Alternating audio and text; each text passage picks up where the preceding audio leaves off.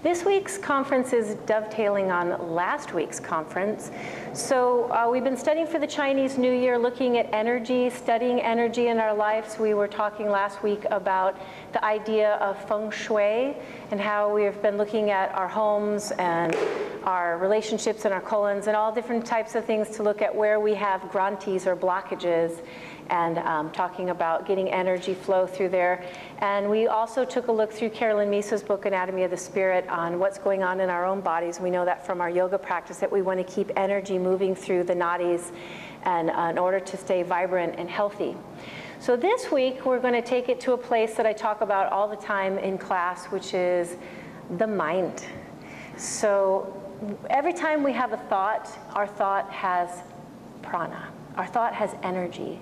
So if we look at some of the things we studied in the past of psychology, neuroscience, a very exciting field is developing neuroplasticity, that the mind is malleable, is this idea that we can actually change our brains through our thinking. Today I want you guys to think of it from a different viewpoint, or put some different glasses on to see that through, and that is your glasses of prana.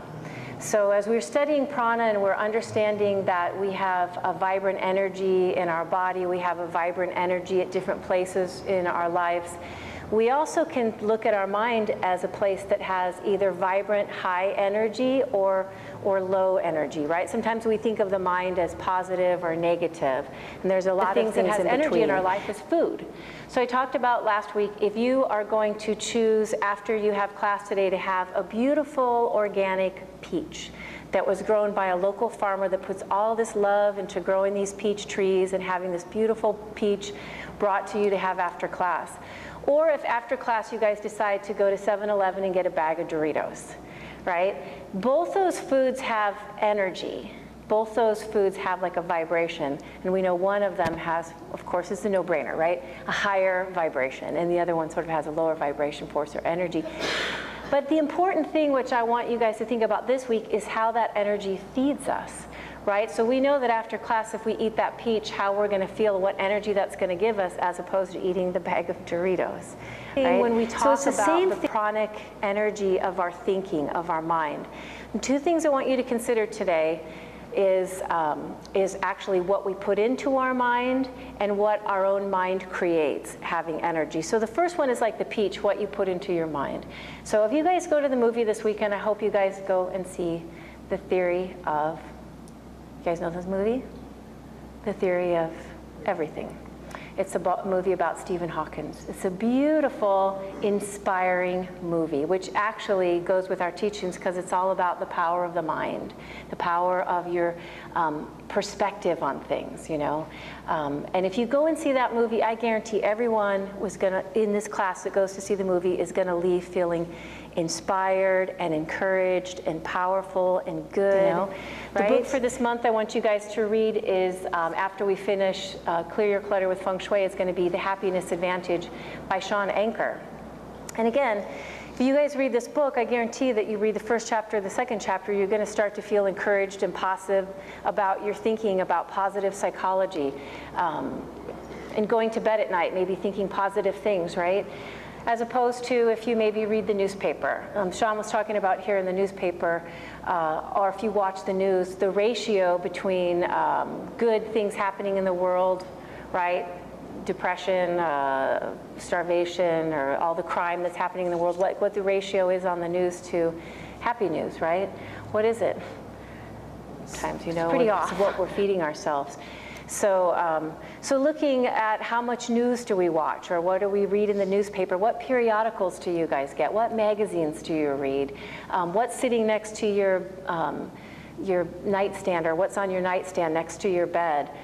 What people are you talking to on the phone every day? What kind of conversations are you having?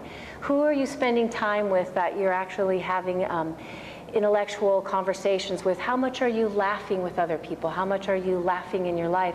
These are all parts of our mind energy. For all of us is our own thoughts. You know, what are you thinking every day? Are you thinking positive thoughts all day? Are you thinking inspirational thoughts, beautiful thoughts? Or are you thinking negative thoughts? Are you depressed? Are you sad? I was, you know, extremely excited about back in the day, which was Martin Seligman, who really was sort of the person that started this whole movement of positive psychology.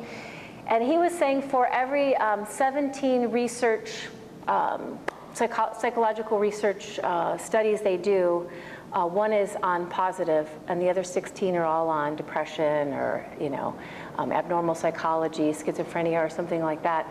So even in the world of psychology, it's been so out of balance for us, you know, to turn that corner and be like, if we want to be happy, content, people, healthy people, well, we need to study optimistic people, happy people, you know. So something as simple as, for us, what we do on our yoga mats becomes really powerful because it's something that we can take from our yoga mats into our life. So if I'm on my yoga mat, practicing training my brain, right, staying in the present moment, staying positive in the present moment, it's something that I can take from my yoga mat.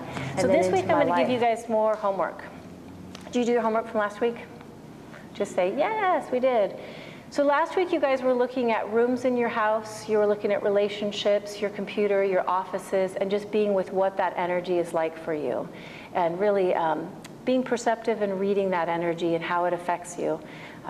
This week I want to ask you guys to take note, be svadhyaya, self-study on your thoughts. So have a journal all week somewhere next to your bed, in your car, with you at work, throw it in your bag. And I want you just at random times to document your thoughts. So when you wake up in the morning, what's your first thought? When you are driving to work, what are you thinking on your way to work? When you get to work, you turn on your computer, what are your first thoughts? Analyze those thoughts and just try to look at them with your glasses on, your prana glasses on. Was a prana high when you woke up and your thoughts were like, yay, today I'm going to go to work, today I'm going to take my kids to school, today I'm going to, you know, or was the energy of your thoughts kind of low, like, I got to have that meeting with that guy I cannot stand, right? Just take note of that. Because once we can take note of that, it's kind of like what we studied last week. There's prana in our life, so it's flowing and it's good and it's positive, it's vibrant, and there's grantis, there's blockages. So even in our own thoughts, we can see how we have positive thoughts and we can see where there's blockages and it's bringing our energy down in our thoughts. So first we have to recognize them. I also want you to write down stuff you're feeding your brain this week. What movies did you see? What did you read? What people did you talk to on the phone? Who did you meet with? Think of them as peaches.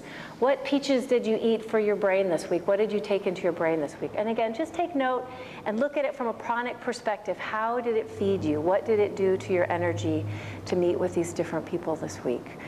Again, it's a personal study. You are the subject in your own study of your own prana. So this week, checking out the power, the prana of your thinking, your brain, the power, energy of your mind. Samastitihi.